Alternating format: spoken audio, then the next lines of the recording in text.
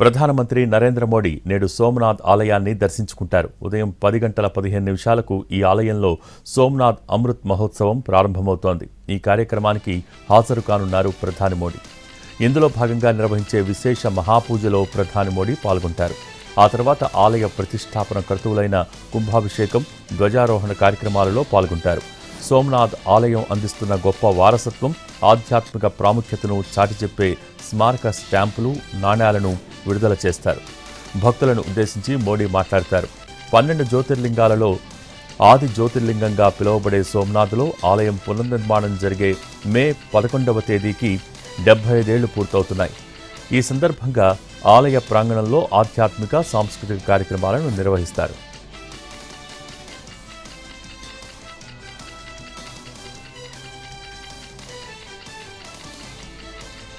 నేడు AP CM Chandrababu ఢిల్లీలో పర్యటించనున్నారు. ఉదయం 11:30 గంటలకు హోంమంత్రి అమిత్ షాతో భేటీ కానున్నారు.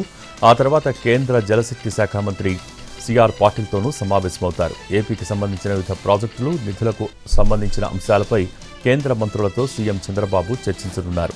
మధ్యాహ్నం 3 గంటలకు ప్రపంచ బ్యాంకు ప్రతినిధులతో భేటీ కానున్నారు. సాయంత్రం 4 గంటలకు హోటల్ తాజ్ ప్యాలెస్లో భారత పరిశ్రమల సమాఖ్య బిజినెస్ సమ్మిట్కు చంద్రబాబు హాజరవుతారు. అనంతరం ప్రధాని ఆర్థిక సలహా మండలి చైర్మన్ ఎస్ మహేంద్రదేవ్ సహా నీతి ఆయోగ్ సభ్యులతో ముఖ్యమంత్రి సమావేశమవుతారు.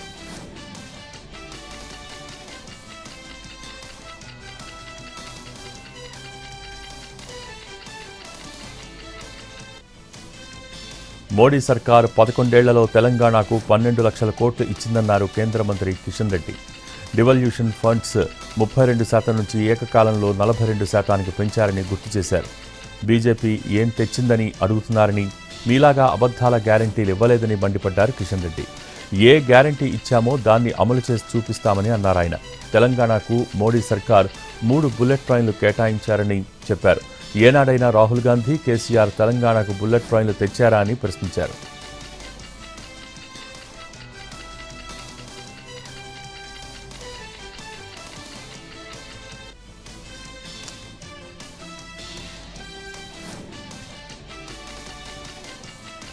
Outer ring road Bengaluru gate వద్ద రోడ్డు ప్రమాదంలో వర్ధమాన నటుడు భరత్ మృతి చెందాడు.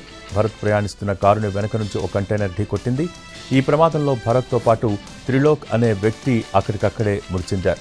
ఇటీవల విడుదలైన టెనెంట్ సినిమాలో హీరోగా నటించాడు భరత్ ఖాన్. దీంతో పాటు పలు తెలుగు, హిందీ వెబ్ సిరీసుల్లోనూ నటించాడు. త్రిలోక్ కొన్ని తెలుగు చిత్రాలకు సినిమాటోగ్రాఫర్గా పనిచేశాడు. వీరిద్దరూ కలిసి నెల్లూరుకు వెళ్లి తిరిగి వస్తుండగా ఈ ప్రమాదం జరిగింది.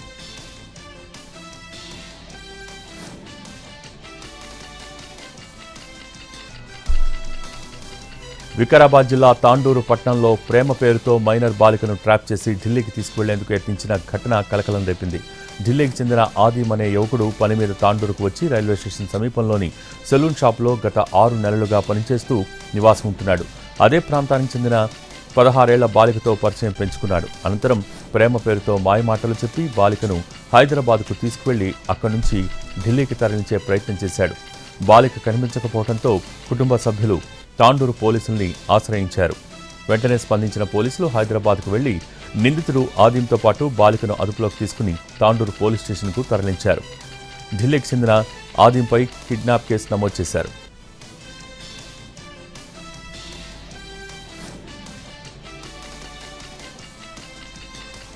ఏపీని నాశనం చేసి ఇవాళ వైసీపీ నేతలు ఉత్తర కుమార ప్రగల్భాలు పలుకుతున్నారని మంత్రి కొల్లు రవీంద్ర మండిపడ్డారు. రాష్ట్రంలో అన్ని వర్గాలను రోడ్డున పడేసిన వ్యక్తి జగన్ అని ఫైర్ అయ్యారు. వైసీపీ నేతలు నాడు అరాచకాలకు పాల్పడి నేడు నీతులు మాట్లాడటం హాస్యాస్పదంగా ఉందని తీవ్రస్థాయిలో ధ్వజమెత్తారు. 17 కాలేజీల నిర్మాణానికి కేంద్రం నిధులు మినహా రాష్ట్రం నుంచి ₹1 కూడా ఖర్చు చేయలేదని ఆరోపించారు.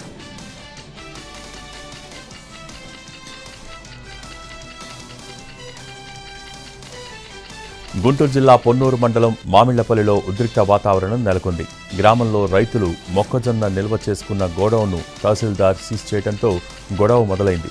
తహసీల్దార్తో రైతులు వాగ్వాదానికి దిగారు. తహసీల్దార్ కారుకు రైతులు, గోడౌన్ యజమాని కుటుంబ సభ్యులు అడ్డుపడ్డారు. అధికారుల్ని అడ్డుపెట్టుకుని ఎమ్మెల్యే ధూళిపాళ్ల నరేందర్ తమను వేధిస్తున్నారంటూ రైతులు ఆగ్రహం వ్యక్తం చేశారు. వారం రోజుల క్రితం మామిళ్లపల్లిలో మొక్కజొన్న గోడౌన్ తాళాలను టీడీపీ నేతలు ధ్వంసం చేశారు. ఈ గోడౌన్ వైసీపీ నేత అంబటి మురళీకృష్ణదని వారు ఆరోపించారు. అయితే అధికారుల విచారణలో సూదా సముద్రయ్యకు చెందిందిగా గుర్తించారు.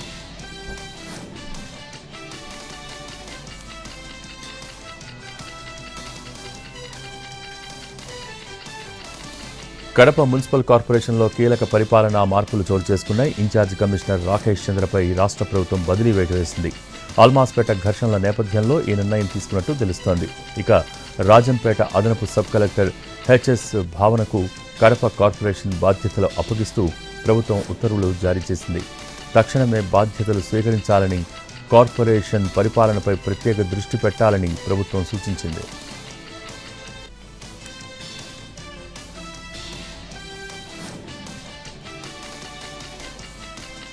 శ్రీశైలం సమీపంలోని శిఖరేశ్వరం అటవీ ప్రాంతంలో భారీగా మంటలు చెలరేగాయి. వేసవికాలం కావడంతో నల్లమల అటవీ ప్రాంతంలో మంటలు వేగంగా వ్యాపిస్తూ చెట్లను కాల్చివేశాయి. దట్టమైన కొండ కింద భాగంలో అగ్నికీలలు ఎగసిపట్టడంతో అటవీ సంపద అగ్నికి ఆహుతవుతోంది.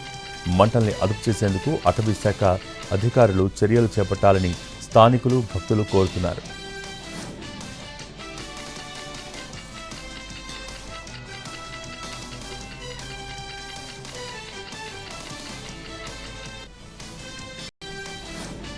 తమిళనాడు రాజకీయాల్లో అనూహ్య పరిణామాల మధ్య డీఎంకేతో కాంగ్రెస్ పార్టీ తెగదెంపులు చేసుకోవటం జాతీయ స్థాయిలో చర్చనీయాంశమైంది. తమిళగ వెట్రి కళగం పార్టీకి మద్దతిచ్చి విజయ్ని ముఖ్యమంత్రిని చేయడంలో కాంగ్రెస్ కీలక పాత్ర పోషించింది. ఈ చర్యను డీఎంకే ద్రోహంగా అభివర్ణించడంతో జాతీయ స్థాయిలో ప్రతిపక్షాల ఇండియా కూటమి భవిష్యత్తుపై సందేహాలు మొదలయ్యాయి. అయితే రాష్ట్ర స్థాయిలో విభేదాలు తలెత్తినా ఇండియా కూటమికి ఎలాంటి నష్టం వాటిల్లదని కాంగ్రెస్ సీనియర్ నేత చిదంబరం ధీమా వ్యక్తం చేశారు. తన దృష్టిలో ఇండియా కూటమి కొనసాగుతుందని అన్నారు. డీఎంకే అధ్యక్షుడు ఎంకే స్టాలిన్ కూటమికి వ్యతిరేకంగా ఒక్క మాట కూడా మాట్లాడలేదని, కేవలం తమిళనాడులో కాంగ్రెస్తో పొత్తు ముగిసిందని మాత్రమే చెప్పారని అన్నారు చిదంబరం.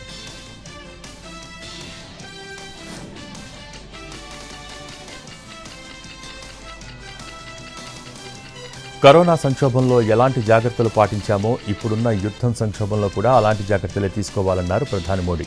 ప్రజలకు 10 పొదుపు సూత్రాలను కూడా సూచించారు. పెట్రోల్, డీజిల్ వాడకం తగ్గించుకుని ప్రజా రవాణాలను వినియోగించుకోవాలని అన్నారు. చమురు వాడకం తగ్గితే విదేశీ మారకద్రవ్యం మిగులుతుంది. పండుగలు, శుభకార్యాలకు బంగారం కొనుగోళ్లను తగ్గించుకోవాలన్నారు. ఏడాది పాటు బంగారం కొనుగోళ్లు నిలిపేద్దామన్నారు. ఇక వంట నూనెల వినియోగం కూడా తగ్గించుకోవాలని సూచించారు ప్రధాని. రసాయన ఎరువుల వినియోగం కూడా తగ్గించాలన్నారు. నిత్యావసరాల్లో స్వదేశీ వస్తువులే ఎక్కువగా ఉండాలన్నారు.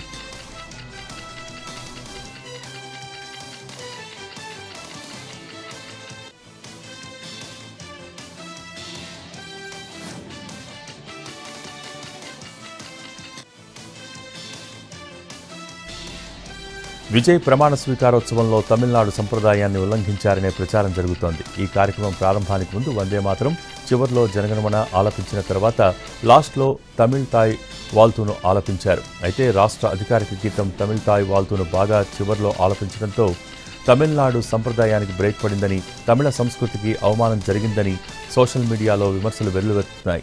పాత ప్రభుత్వాల సంప్రదాయాలను విజయ్ పక్కన పెడుతున్నారని నెటిజన్స్ విమర్శిస్తున్నారు.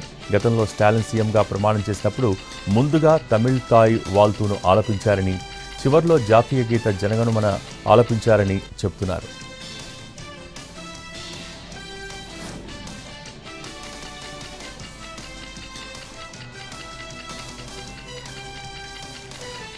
మాజీ ఐపీఎస్ అధికారి వినయ్ రంజన్ రే భార్య హత్య కేసులో పోలీసులు పురోగతి సాధించారు. 2 కీలక నిందితుల్ని అదుపులోకి తీసుకున్నట్టు తెలుస్తోంది. పని మనిషి కల్పన గ్యాంగ్ ఐపీఎస్ భార్యను హత్య చేసి దోపిడీకి పాల్పడింది. ఆ తర్వాత ట్రైన్లో పారిపోయిన 3 నిందితులు 3 ప్రాంతాలకు వెళ్లినట్టు పోలీసులు గుర్తించారు.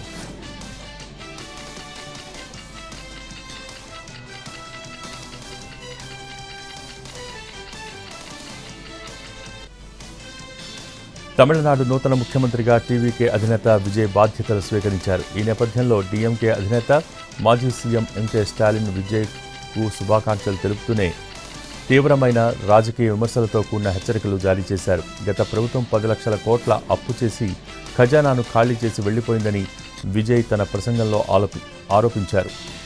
అయితే తమిళనాడు అప్పులు అనుమతించిన పరిధిలోనే ఉన్నాయని అన్నారు స్టాలిన్. రాష్ట్ర ఆర్థిక పరిస్థితి గురించి గత ఫిబ్రవరి బడ్జెట్లోనే తాము స్పష్టంగా చెప్పామని అన్నారు. ఆ తర్వాతే విజయ్ ప్రజలకు ఎన్నో హామీలు ఇచ్చారన్న విషయాన్ని గుర్తు చేశారు.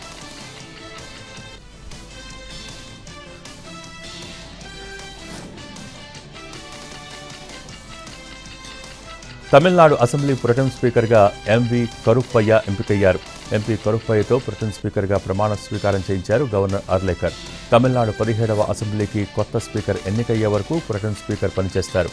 ఇవాళ జరగనున్న అసెంబ్లీ సమావేశంలో ప్రొటెం స్పీకర్గా కరుప్పయ్య బాధ్యతలు నిర్వహించనున్నారు.